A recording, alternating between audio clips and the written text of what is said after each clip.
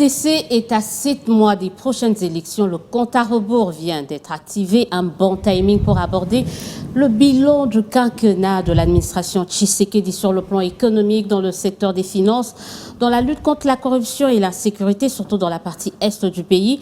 L'heure du bilan a été également sonnée pour l'Assemblée et le gouvernement provincial de Kinshasa. Et ça tombe bien parce qu'aujourd'hui, on va parler de la ville, on va parler de l'exécutif, mais également on va parler de l'organe délibérant de la capitale. Madame, Messieurs, j'ai le plaisir de recevoir dans le cadre de cette émission Dites-nous la vérité, professeur, président, pasteur Godem Poy. Bonjour et bienvenue. Bonjour Madame Élisée. Ça y est, on l'a à notre émission. J'y suis. Sans blague, on a peiné. Moi, je ne sais pas, ces derniers temps, je dois courir derrière. Les gens, pour avoir des émissions, non, ça devient compliqué quand même. Non. Ça fait 5 ans quand même, presque 5 ans maintenant que je demande une émission. Je présente des excuses par rapport à cela. Non, mais c'est au regard également de vos multiples fonctions, oui. Multiples casquettes. Je présente, donc nous sommes ensemble depuis plusieurs années. Et je ne peux pas oublier tout ce que vous avez fait pour moi. Oh. Voilà. Là, vous êtes pasteur, vous êtes professeur, vous êtes président de l'organe délibérant de Kinshasa, président d'un parti politique. Moi, je le découvre maintenant, on va en parler. Mais on commence par d'abord la province, parce que vous êtes la première personnalité de Kinshasa, premier organe. Oui. Comment se porte la ville? La ville ne se porte pas bien, mais elle ne porte pas non plus mal. C'est pour dire qu'au regard des moyens qui ont été mis à notre disposition, je crois que nous sommes à féliciter. Parce que les drames, Madame Élisée, c'est que chez nous, on fait des choses de manière folklorique. Les politiques publiques s'apprennent à l'école. Il en est de même de leur évaluation. Donc, lorsque vous voulez évaluer un pouvoir public, on met en balance les moyens et les résultats. Donc, lorsque vous mettez les moyens et les résultats en balance, nous sommes les premiers dirigeants depuis le départ de Mobutu à bien travailler dans la ville de Kinshasa. Et déjà, je le souligne en passant, c'est vrai que depuis que l'année a commencé, on a eu des soucis énormes du côté assainissement, parce que le gouvernement central... Non, mais c'est depuis que vous êtes là, il y a toujours des soucis, c'est pas depuis l'année passée. Non, c'est depuis le début de l'année. La ville est toujours aussi sale, il y a toujours des poubelles partout. Non. Je suis là pour ça. Madame Élisée, l'Europe a été construite pendant 400 ans. Ça, beaucoup de gens ne le savent pas. Le monde a été créé par le Dieu tout-puissant, omnipotent et totipotent. Le Seigneur n'a pas pu créer ce monde en une seule journée. C'est pour dire qu'en management public, lorsque vous confiez des responsabilités aux gens, il faut leur accorder également du temps. Et c'est ainsi qu'en management, on parle des ressources fondamentales d'une organisation. C'est l'argent, donc les ressources financières, ce sont les ressources matérielles, ce sont les ressources humaines, mais c'est aussi le temps comme ressource. C'est-à-dire que lorsque vous voulez m'évaluer, il faut me situer dans le temps. Non, on vous évalue par rapport à... Mais mine de rien, je pars des faits. D'accord. Nous avons à la fois des indicateurs économiques et des indicateurs sociologiques. Je ne dis pas qu'il n'y a plus de déchets à Kinshasa. Mais je l'ai dit avec beaucoup d'autorité qu'il n'y a plus de montagnes de déchets à Kinshasa. Faites un tour devant à Babylone. Hein. Non. On ne circule pas sur les mêmes avenues, Monsieur le Président. J'ai dit ceci. Maintenant, c'est à rechercher. Non, c'est à l'œil nu. Non, je dis ceci. Maintenant, c'est à rechercher. À l'époque, on voyait des montagnes de poubelles partout, avec les effigies des anciens dirigeants. Aujourd'hui, ça n'existe pas. Donc la ville est devenue clean. Suivez-moi. Non, je n'ai pas dit ça. La difficulté, c'est que nous sommes dans un pays où les gens pensent que ce qu'ils ne connaissent pas n'existe pas. C'est ainsi que les CIG principaux de notre société sont traités avec beaucoup de légèreté par les gens qui n'ont pas la qualification réelle. La ville de Kinshasa, ma ville et la vôtre, produit chaque jour 30 000 tonnes de déchets. Et pour enlever une tonne, ça nous coûte $30. Arithmétique faite, c'est que chaque jour, la ville de Kinshasa doit disposer de $900 000 pour évacuer les déchets. Donc les déchets, même en Europe, les déchets ne se terminent pas, c'est comme les signataires sur la table d'un chef. On jette la journée et la nuit, on enlève. Et ces moyens-là, les $900 000 par jour, nous n'en avons pas parce que j'ai entendu certains ivrognes éphémères des chambres raconter leur vie dans les médias, condamner des millions de dollars. Des qualificatifs qui ne sont pas dignes d'un pasteur. Non, des ivrognes et fumeurs de chambre, ce n'est pas digne d'un pasteur. Non, il ne faut pas m'amener sur cette piste-là parce que je suis deux fois théologien. Ah, là c'est le président qui parle ou... Non, je suis les pasteurs. Je suis le pasteur. Et je suis deux fois théologien. Je ne suis pas devenu pasteur. Donc vous pouvez vous permettre de traiter les autres d'ivrognes et des fumeurs de chambre? Non, je ne les traite pas, c'est ce qu'ils sont. Ah. C'est ainsi que vous allez remarquer que dans la Bible, le Seigneur Jésus-Christ appelait certaines personnes race de vipères. Ce n'est pas une insulte. D'accord, continuez. Donc, si Dieu déjà... Il faut appeler les gens par leur vrai qualificatif. Parce qu'il est anormal que des gens qui, pendant 60 ans d'existence, n'ont eu à faire comme étude que l'école secondaire soient traités d'analystes politiques dans un pays.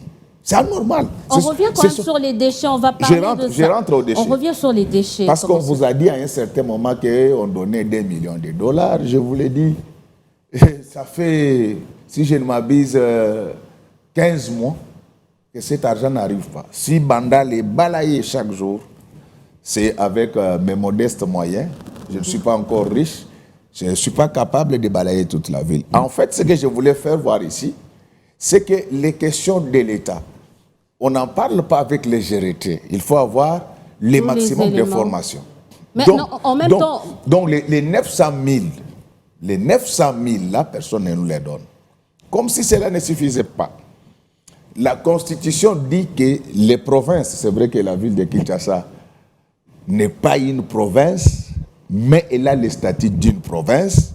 La Constitution dit clairement que les provinces devaient opérer une retenue à la source de 40%. Ce qui ne se fait pas encore. Et je veux vous présenter les tableaux de rétrocession. Rapidement, faites-le parce qu'on a tellement beaucoup de choses. En 2019, sur les 100% attendus, nous avons reçu 4%. En 2020, 1%. En 2021, 1%. En 2022, 8%. Donc, il faut comprendre, je ne dis pas que c'est de mauvaise foi que le gouvernement central le fait. Il y a la guerre dans l'est du pays, mais ici, nous devons expliquer le fait.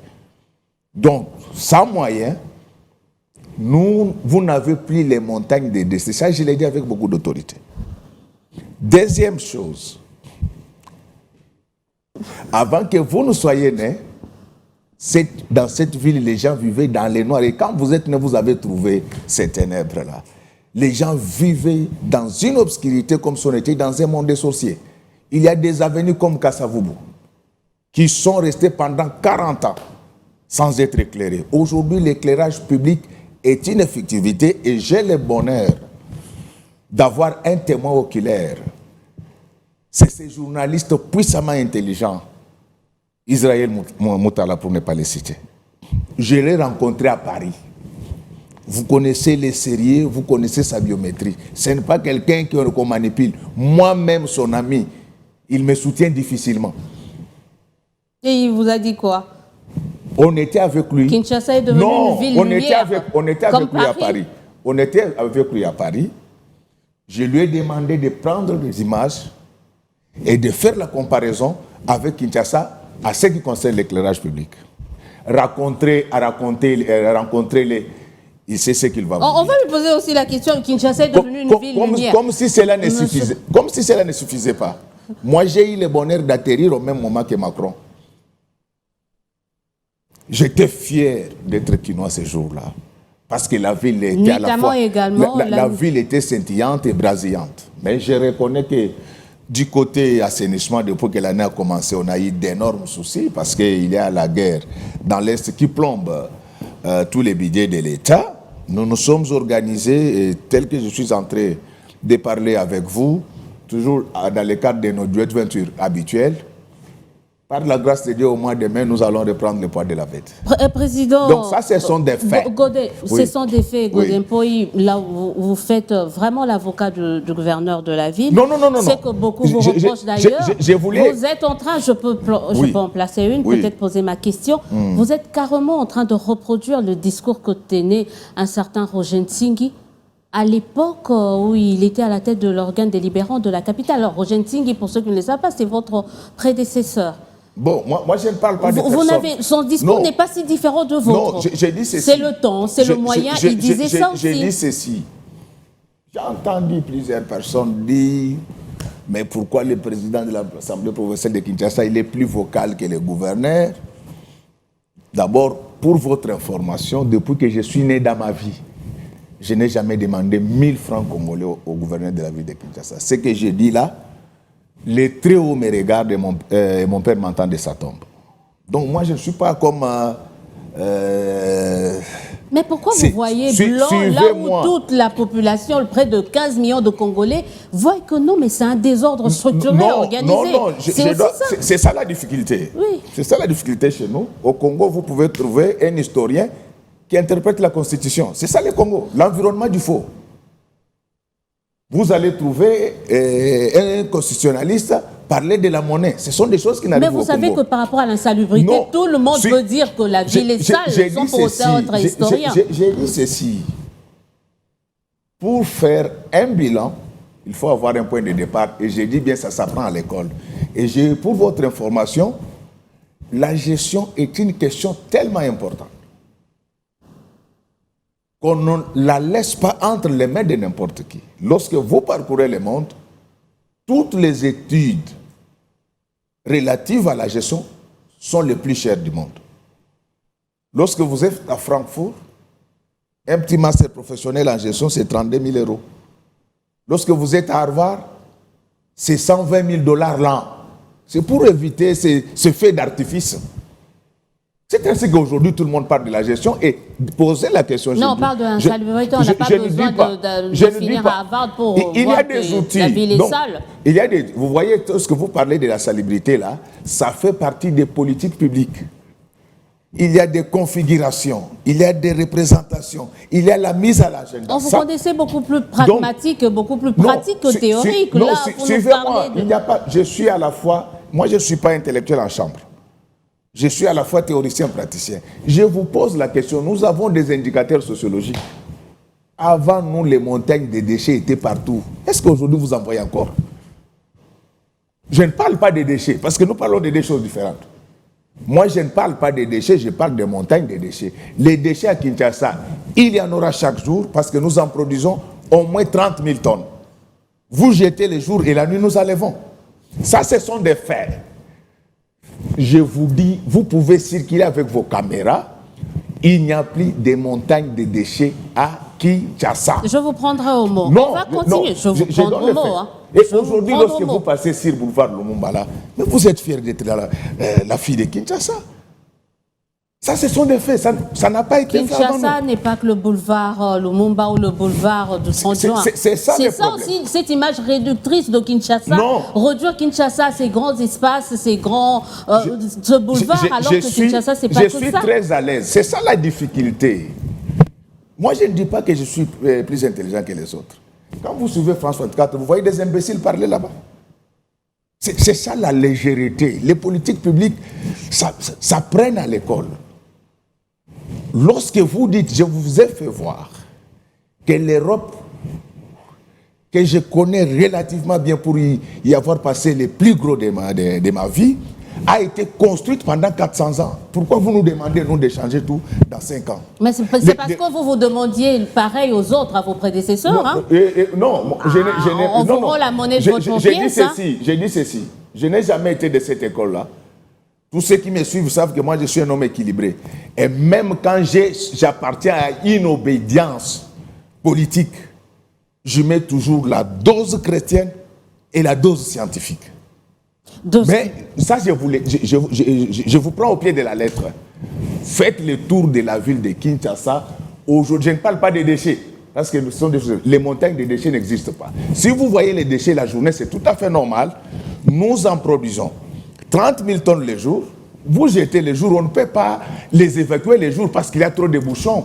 C'est la nuit qu'on vient enlever. Et ça enlève pour aller où? Parce que la décharge de Mpassa, apparemment, c'est fermé. Ou il y a maintenant le projet recyclage Kintoko. Qu'est-ce qui est fait avec les déchets?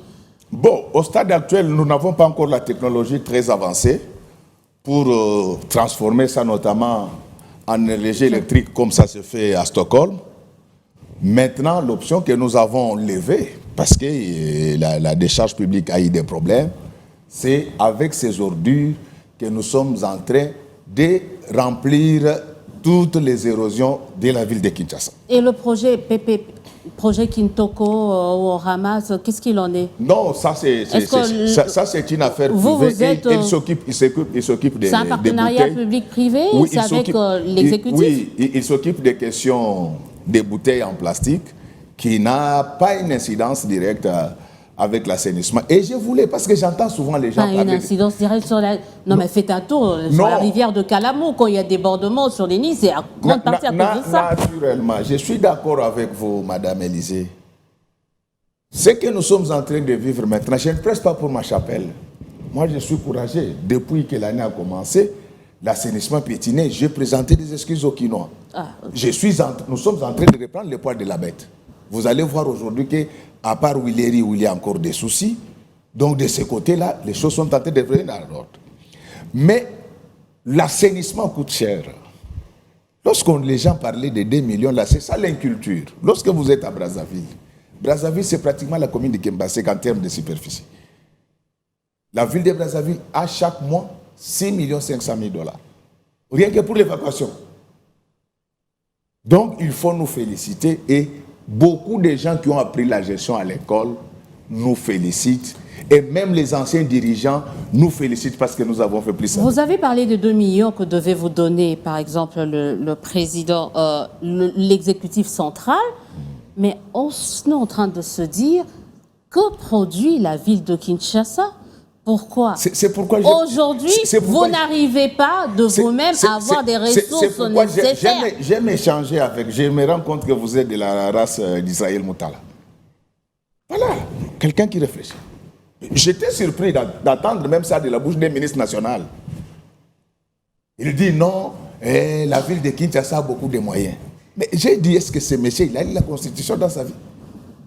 C'est la Constitution qui dit qu'il faut donner aux provinces 40%. Lorsque nous, les autorités, nous violions la Constitution, nous voulons qu'ils la respectent. Mais en même temps, vous pouvez produire... Je vais expliquer. Non, ça, c'est de la philosophie. Je vous dis, j'ai dit que moi, je n'ai pas la prétention de dire que je suis plus intelligent que les autres, mais j'ai été déformé par ma formation.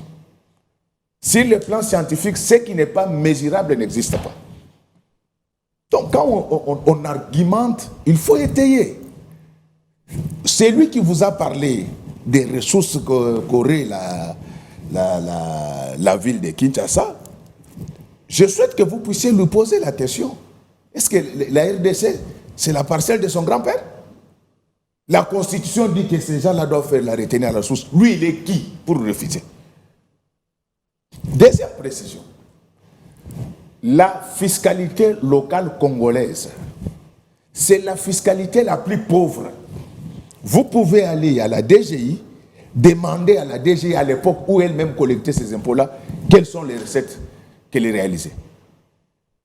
La ville de Kinshasa n'est pas une ville minière comme ailleurs, où l'écho de 2018 fait la part belle aux provinces. La ville de Kinshasa n'a qu'un seul jugement fiscal. Ce sont nos maisons. Parce que pour ceux qui ne le savent pas, j'étais éberlué d'attendre ça de la bouche d'un ministre. J'ai dit, mais si c'est ça le pays, c'est grave. Mais pourtant, la ville peut obtenir plus quand même. Suivez-moi. Non, il ne faut pas.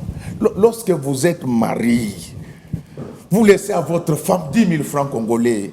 Les soirs, il ne faut pas lui réclamer du caviar. À la limite, demandez le chinchard. Donc, pour la ville de Kinshasa, pour qu'il y ait une recette, il faut qu'il y ait aussi l'assiette. Il n'y a pas de recette sans assiette.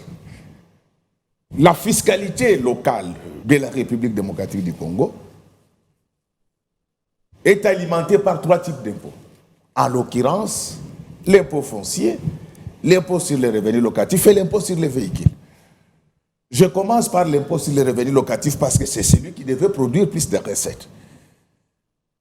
Il y a une loi de 1969 qui viole la Constitution. Et nous avons saisi presque toutes les autorités, à part les chefs de l'État, que nous comptons saisir prochainement en tant que garant du bon fonctionnement des institutions. On interdit aux sociétés immobilières, par les droits fiscaux actuels, un droit fiscal qui viole la Constitution de la République, on interdit aux sociétés immobilières de payer l'impôt sur les revenus locatifs. Or, c'est la seule mine que détient la ville de Kinshasa. Et du coup, qu'est-ce qui se passe? Tout celui qui a 2-3 parcelles, il s'est converti en société immobilière. Donc, dans ces conditions-là, on ne peut pas. Deuxième précision, lorsqu'on parle de l'impôt sur les revenus locatifs, il varie selon les rangs des localités. Nous avons les localités de premier rang, deuxième, troisième et quatrième. Déjà, ceux qui sont dans les premiers rangs qui devaient payer, ils se sont convertis en société immobilière. Vous allez collecter l'impôt auprès de ceux qui n'ont pas été payés.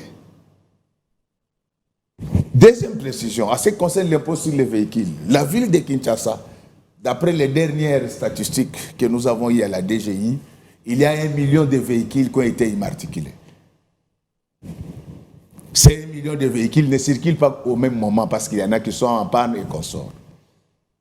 Mais l'impôt sur les véhicules, dans tous les pays du monde, il dépend de l'infrastructure électronique de cet État-là. C'est ce qui fait que lorsque vous êtes ailleurs, vous voyagez beaucoup. Lorsque vous avez une contravention routière, on ne va pas vous trouver en train de discuter avec un policier de roulage sous les arbres.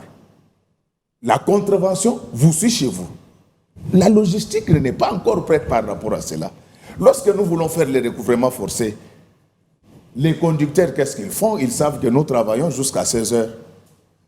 Ils vont garer leur véhicule pour ne sortir qu'après 16 heures. Entre-temps, la population va réclamer les transports. Et la ville de Kinshasa, ce n'est pas une province ordinaire, c'est le siège des institutions de la République.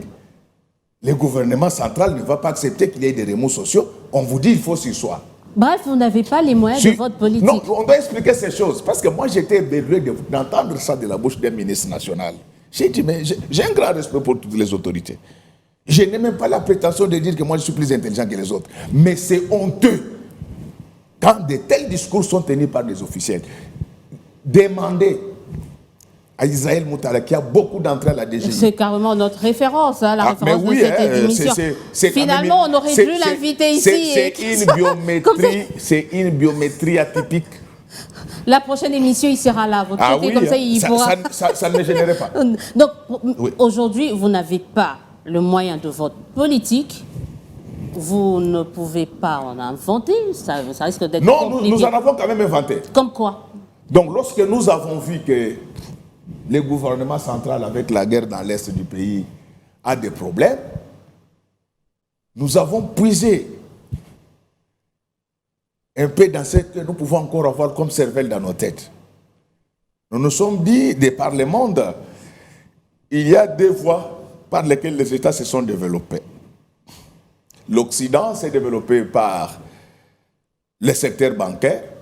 C'est ce qui fait que même pendant la pandémie de Covid, vous avez vu l'Union européenne s'endetter à la hauteur de 750 milliards de dollars.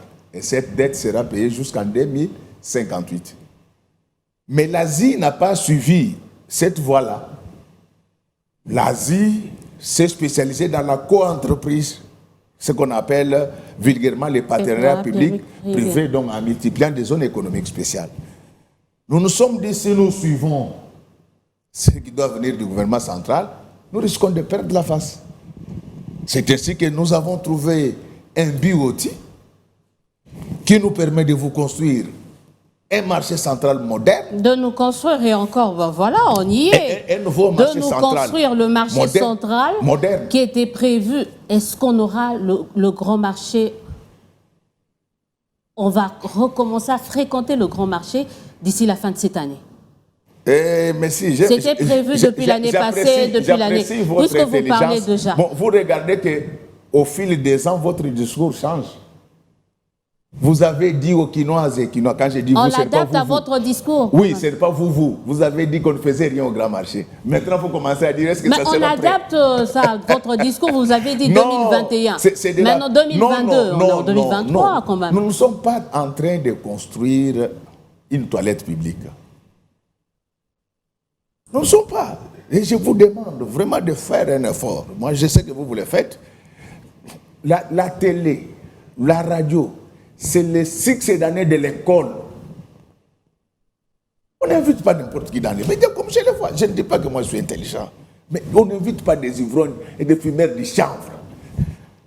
Ils vous ont trompé qu'on ne faisait rien au grand marché. Maintenant ça change, ça va se terminer. Qu'est-ce qu'on fait? Qu'est-ce qu'on fait au grand marché? Nous sommes en train de vous faire un mall moderne. Alors, qu'est-ce qui s'est passé? Pourquoi ça avait pris du temps? C'est par là que je vais féliciter et remercier le chef de l'État, parce que c'est le jour où il est descendu à l'hôtel de ville que finalement les partenaires nous ont refait confiance. Nous nous traitons avec les Français, les gens qui ne sont pas sortis des milieux perturbés. Pendant ces temps, il y avait des acteurs politiques qui eux étaient sortis d'un milieu perturbé, qui envahissaient inutilement les médias. Non, on ne va pas céder les marchés. Finalement, les Français étaient devenus hésitants. Tous les partenaires étaient devenus hésitants. C'est pourquoi ça a pris du temps.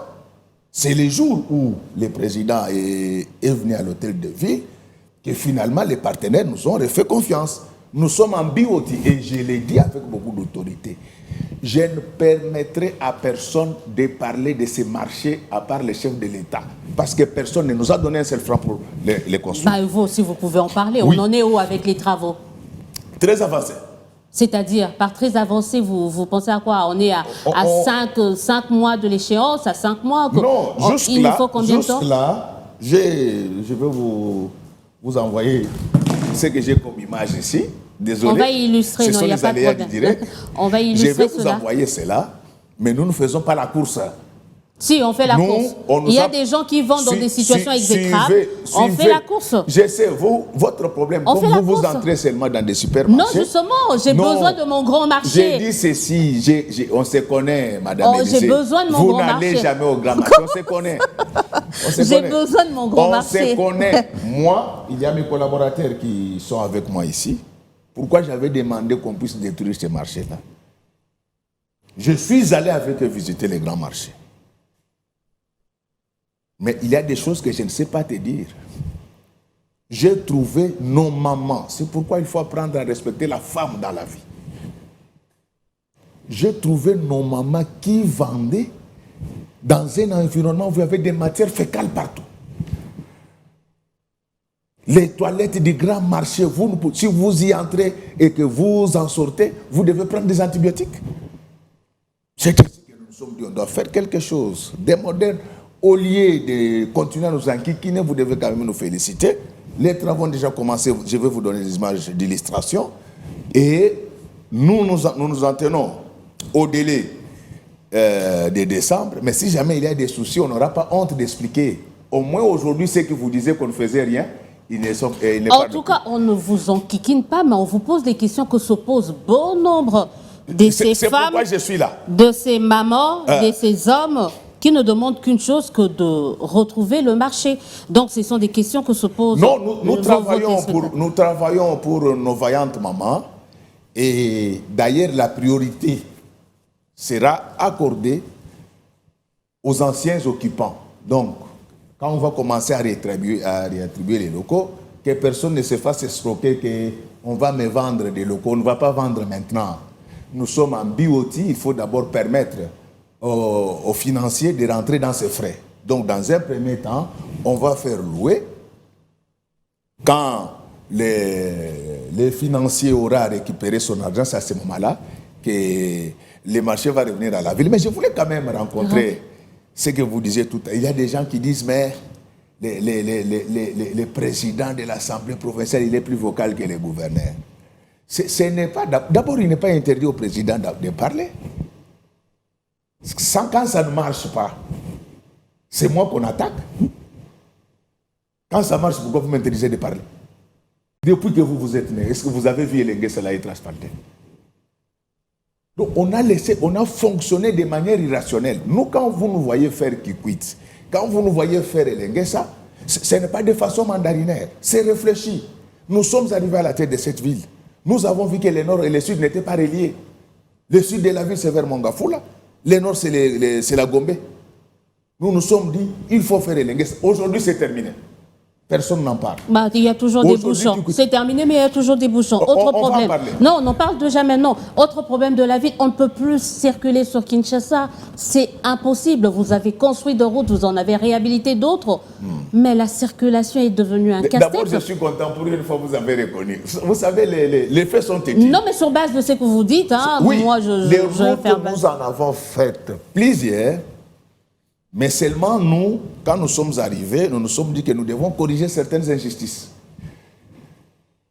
Toutes les bonnes choses se trouvent dans la commune de la Gombe. Nous nous sommes dit que ceux qui sont dans des banlieues, c'est aussi des Quinoises et Quinois.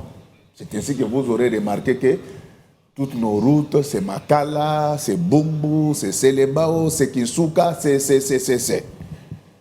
Mais je dois vous dire que même Dieu n'a pas créé le monde en une seule journée.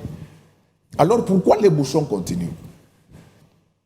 Que les anciens dirigeants m'excusent, moi je suis chrétien, je ne suis pas de ceux qui disent que les anciens dirigeants n'ont rien fait. Mais je suis de ceux qui disent que nous avons fait mieux que sans moyens. En 4 ans et demi. En 4 ans et demi. Parce que nous avons, nous là, les anciens dirigeants, parce qu'on avait eu à discuter avec certains d'entre eux de manière micro-sociologique, c'est-à-dire à l'informel, à l'époque où on a fait les découpages territoriaux. Les découpages territoriaux avaient des visées développementalistes. Mais on lui a fait jouer un rôle politique. Pourquoi on a fait les découpages dans la précipitation?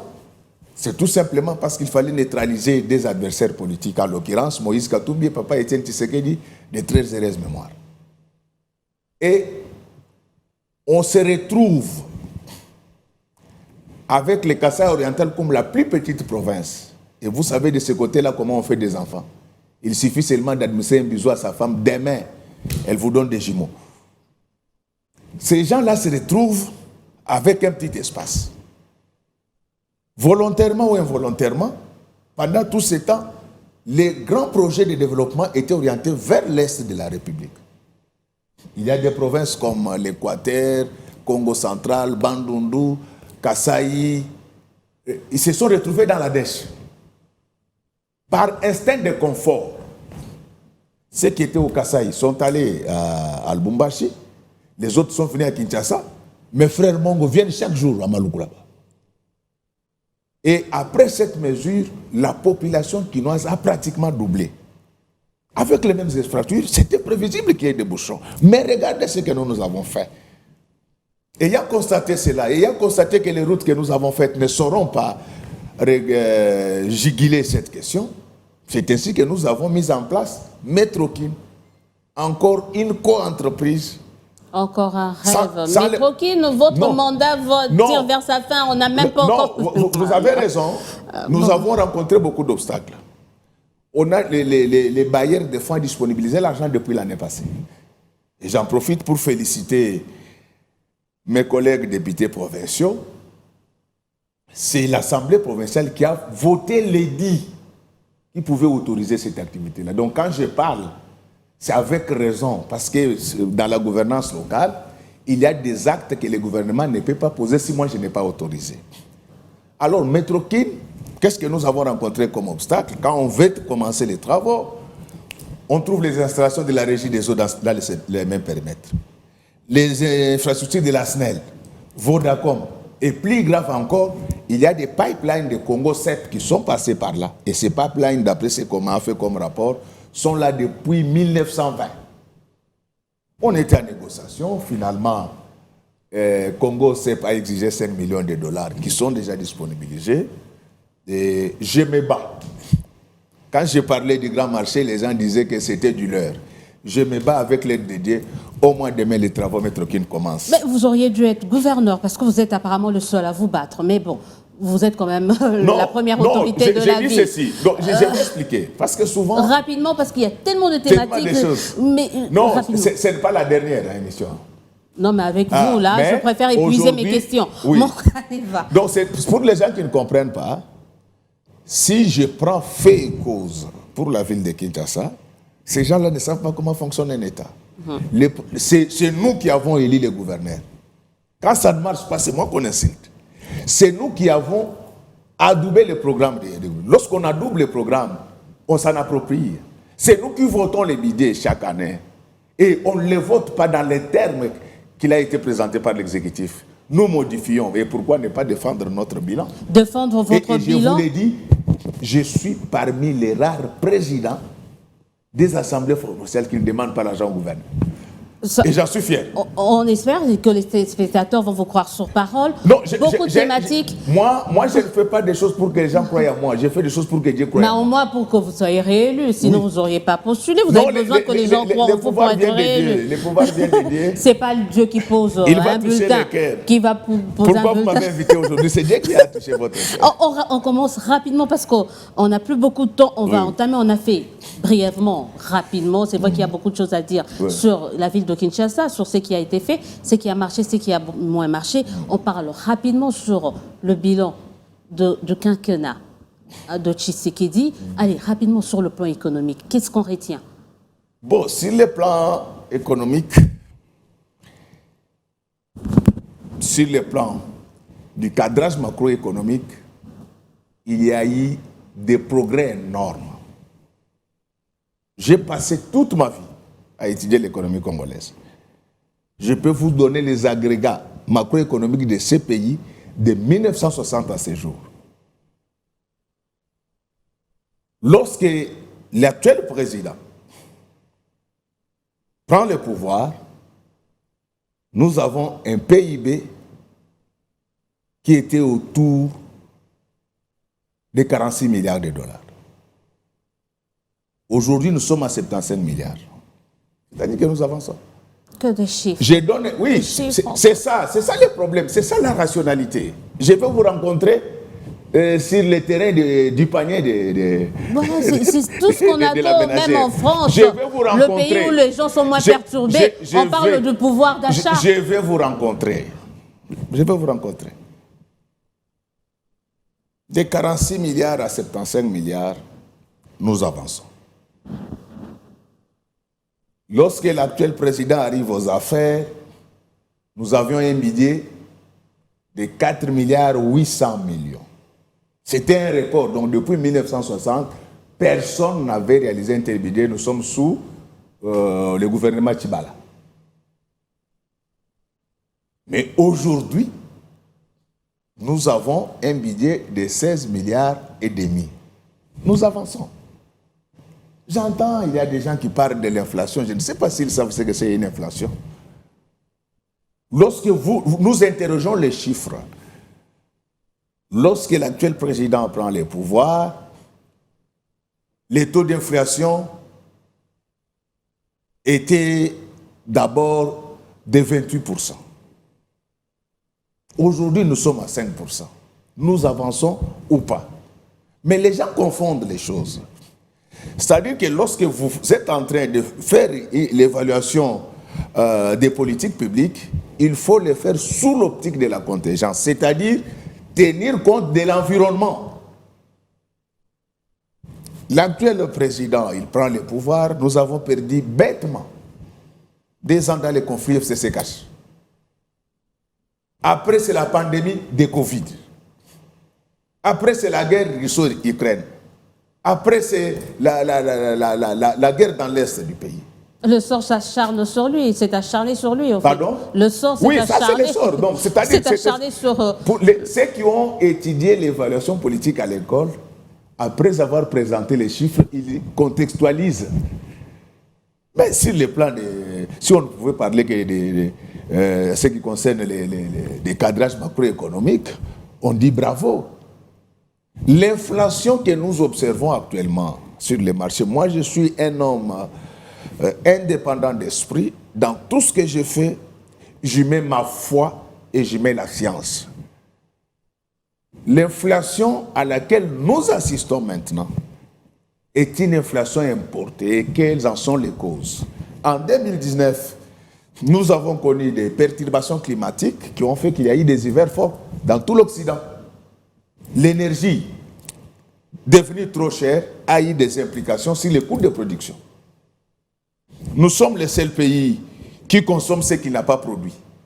Et nos deux partenaires majeurs, c'est l'Union européenne et la Chine.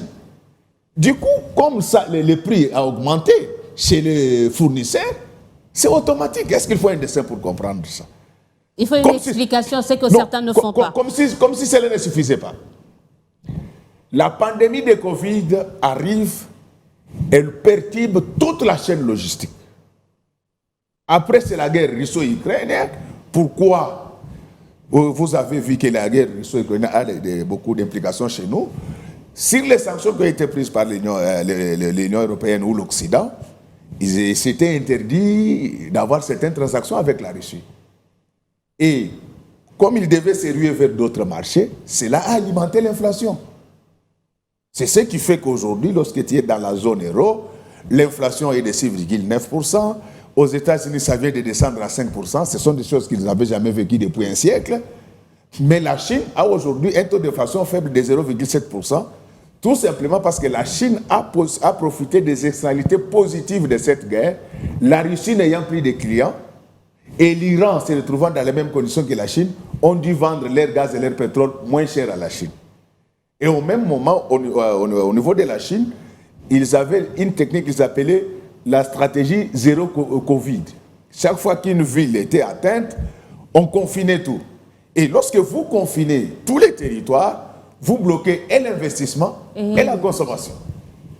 Voilà. Vous avez expliqué. Donc, bref, ce que nous vivons actuellement au marché, c'est essentiellement dû à l'environnement international. Donc, on doit arrêter de se plaindre. Qu'on ne se plaigne pas. Qu'on arrête de se plaindre. Le peuple est là pour se plaindre et les autorités sont là pour donner des solutions. C'est quoi la solution? Qu'est-ce qu'on fait? Comment réduire cette dépendance? Voilà. Donc, la dépendance, si quelqu'un te dit qu'il va diversifier l'économie congolaise aujourd'hui, c'est menteur. Ça, le président l'avait dit. J'ai dit ceci. Le président. Non, ça c'est à long terme.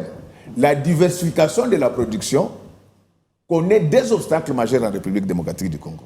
C'est le déficit énergétique. On ne fait pas des usines sans électricité. Regardez aujourd'hui le PIB sud-africain, il est en train de tomber parce qu'ils ont des problèmes électriques. Il faut avoir des banques qui financent les investissements. Si entre 1969 et 1972, il y a eu beaucoup de sociétés, notamment Cadel, Goodyear et consorts, c'est tout simplement parce qu'en 1969, nous avons eu notre premier code des investissements les plus libéraux. Et en 1960, on avait créé la SOFIDE. Alors, il faut des solutions à court terme. Pour contourner ces difficultés, il faut que la guerre cesse, parce que la guerre est bidétivore. Aujourd'hui, si nous voulons juguler l'inflation, il faut un dialogue entre le gouvernement et la FEC et demander aux membres de la FEC de s'approvisionner seulement à partir de la Chine, parce que là-bas, le taux d'inflation est faible. Okay. Deuxième solution, il faut stabiliser la monnaie. Troisième solution, il faut rationaliser les contrôles de prix sur le marché. Et s'il y a des gens qui ne savent pas ce qui a été fourni comme effort par l'actuel président, vous avez vu, l'hyper des fonctionnaires a été revu sensiblement à la baisse. Les salaires ont été augmentés à 30%. Et là, le gouvernement vient de proroger la suppression. J'entends les gens qui disent, mais les billets de 16 milliards, beaucoup d'impayements. Mais il faut réfléchir.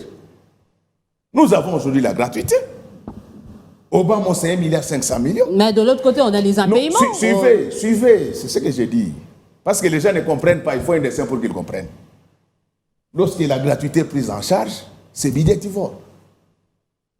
Moi et vous, lorsque nous achetons du carburant à la pompe, il y a de la fiscalité négative. C'est subventionné par l'État. Tout ça, ce sont des charges. S'il faut un croquis, on va le faire. Donc, c'est stupide, en fait, lorsqu'on attend des gens dire pourquoi avec un billet de 4 milliards... Non, mais c'est pas quand même stupide que les fonctionnaires, que les enseignants réclament leur dû. Moi-même, j'en réclame. Bah ouais, voilà. Moi-même, j'en réclame. Vous pouvez vous en passer, mais il y a d'autres qui ne peuvent pas s'en passer. Moi-même, j'en réclame et j'en suis victime. Mais ici, j'explique les faits. Parce que les gens disent comment, avec un billet de 4 milliards de dollars, on paye régulièrement. Avec celui de 16 milliards, on ne paye pas. Mais on doit expliquer. Mais oui, le paradoxe là, vous ne pouvez pas demander à un fonctionnaire qui n'est pas payé de dire oui, mais c'est parce qu'il y a la gratuité. Il fait comment? Je suis parmi les rares personnalités qui se battent pour que cette rémunération redevienne régulière. Mais on doit expliquer. Aujourd'hui, c'est que nous gagnons en gratuité lorsque les enfants partent à l'école gratuitement. Vous en savez des répercussions économiques? C'est-à-dire que la maman qui dépensait $200 pour envoyer son fils à l'école peut aujourd'hui prendre ces $200 et commencer un petit commerce. Je veux vraiment demander une petite indulgence à la réalisation. C'est vrai qu'on me fait signe que je dois vraiment chuter, mais là je vais demander... J'ai été prolixe. Non, mais c'était quand même, mais c'était important parce que des explications comme ça, on n'en a pas tous les jours. On envahit inutilement les plateaux de télévision. Mais parce que vous n'êtes pas toujours dispo aussi. Rapidement, vous avez parlé de la guerre à l'Est. Pour que la situation économique s'améliore, il faut qu'il y ait la fin de la guerre. Oui, dans la partie cette guerre est bidiativore. Comment on arrive à mettre fin à cette guerre? En une minute, comme ça, j'évacue toutes les questions que j'ai. Je me réfère à mon mémoire, projet que j'avais présenté lorsque j'ai terminé mes études Chester. Je suis breveté en stratégie militaire. Je propose qu'on puisse remplacer la bombe atomique par la bombe économique. C'est-à-dire, aujourd'hui, le gouvernement, qui fait déjà bien son travail, doit négocier directement avec les multinationales. En leur posant la question de savoir qu'est-ce qu'ils gagnent en passant par le Rwanda. Mais c'est ce qu'ils voulaient faire avec le Rwanda, Non. Il faut traiter avec ces multinationales-là et leur demander de venir investir. Sans intermédiaire. Oui. Leur demander de venir investir chez nous. Madame, il y a des choses objectives. Avec le code minier de 2018, nous avons fait du coltan l'un des métaux stratégiques. Avec une redevance minière à la hausse que j'apprécie. Mais entre-temps, qu'est-ce que le Rwanda a fait? N'ayant pas de coltan, a fixé une redevance administrative dérisoire. Les gens sont tentés d'aller là-bas. Moi, je connais le Congo. Il y a des endroits où il n'y a pas de banques congolaises. Et d'ailleurs, je voulais vous dire que tout ce qu'il y a comme banque ici sont des banques étrangères.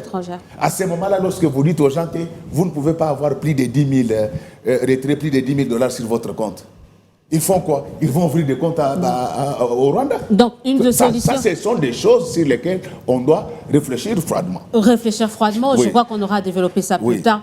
Un mot sur le processus électoral et par... la même occasion, parle-nous de votre parti politique. Oui, vous en avez un. Nous avons créé un parti politique qui s'appelle Action chrétienne pour le développement du Congo, en sigle ACHDC. Il n'y a pas que les chrétiens qui vous ont aidé. Non, nous prenons tout le monde. Tous ceux qui aiment le Congo sont les bienvenus et les seuls conseils que je peux donner au président de la République, c'est de tout faire pour qu'il y ait élection le 20 décembre. Si on ne le fait pas, la situation sera chaotique. Pourquoi? Parce qu'après mandat, vous allez faire venir les M23, vous allez faire venir les FCC, tous les opposants, et son pouvoir va se diluer. Donc, moi, je crois qu'il y aura élection et il est de l'intérêt de notre chef d'y travailler. Mais seulement, moi, je voulais vous dire, je ne suis pas de ceux qui disent que les anciens dirigeants n'avaient rien fait.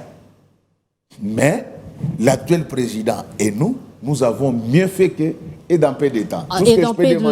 Oui. Par rapport aux élections, rapidement, la fameuse loi, la fameuse proposition de loi dite Tchani, qu'est-ce que vous en pensez? Bon, moi, je ne trouve rien de grave dans cette loi, mais sauf qu'on doit dépassionner les débats.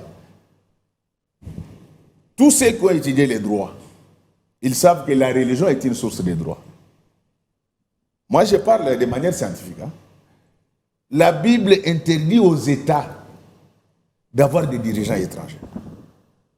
Là, les gens vont dire que c'était l'Ancien Testament. Allez dans le Nouveau Testament, dans Matthieu 17. Les autochtones ne payaient pas les impôts d'après le système fiscal de l'époque. Donc, il y avait toujours ces privilèges-là des autochtones. Interrogez l'histoire. Pourquoi les Belges n'ont pas réussi n'ont pas développé le Congo? C'est parce qu'ils travaillaient pour alimenter la Belgique. Donc, il y a plusieurs exemples comme ça. Vous voyez même les multinationales qui viennent ici. Elles prennent tout, elles partent. Mais tout ce que je demande, que les débats ne soient pas personnels. Donc, il faut que la loi soit impersonnelle, qu'on ne vise personne. C'est raté. Mais vous aussi, si vous n'êtes pas congolais, ne venez pas. C'est plus clair. Aux États-Unis, vous pouvez être américain, mais si vous n'êtes pas né sur le sol américain, vous ne serez jamais président. Donc ça, c'est sur le plan de principe, mais seulement tout ce que je demande, que cette loi ne vise pas une seule personne, qu'elle soit impersonnelle. Et vous aussi, si vous n'êtes pas congolais, mais de grâce, retirez-vous. Non, pas congolais de père et de mère, c'est ça, des Congolais purs et impurs, c'est ça aussi. Oui, donc ça, ce sont des principes, mais je veux on risque de se poser la question qui est Congolais pur, qui n'est pas pur, qui est impur. Les conseils que moi je vous donne pour ce genre de questions, encore une fois de plus de le dire, il ne faut pas inviter ses amis qui prennent du chanvre et de l'alcool indigène. C'est maintenant qu'il faut chercher Mampouya Kenung. C'est maintenant qu'il faut chercher Banya Koulouape. C'est maintenant qu'il faut chercher Kabouya Lumuna Sando. C'est maintenant qu'il faut chercher François Mouko Kassenga. Alors, on va, pour des choses sérieuses comme ça, on prend quelques ivrognes, ils viennent, ils insistent, ils insultent le président, ils insultent Kabila, ils insultent le cardinal, ils rentrent chez eux. On va terminer, ça sera ma toute dernière question. Vous êtes pasteur, est-ce qu'un pasteur, une femme, peut-elle bénir un mariage religieux? Bon, moi, dans notre église, nous sommes un peu comme l'église catholique. Dans notre église, il n'y a pas de femmes pasteurs.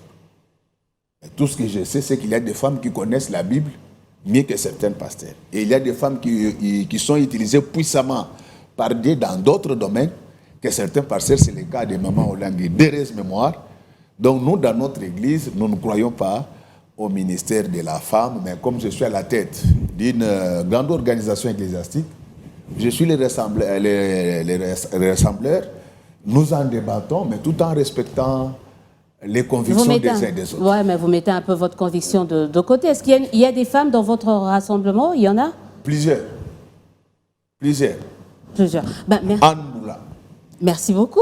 On va terminer, on a largement dépassé. Ma petite sœur que je salue d'ailleurs. Merci beaucoup, pasteur, président. Maman Rose Lessie. Ma grande sœur que je salue encore.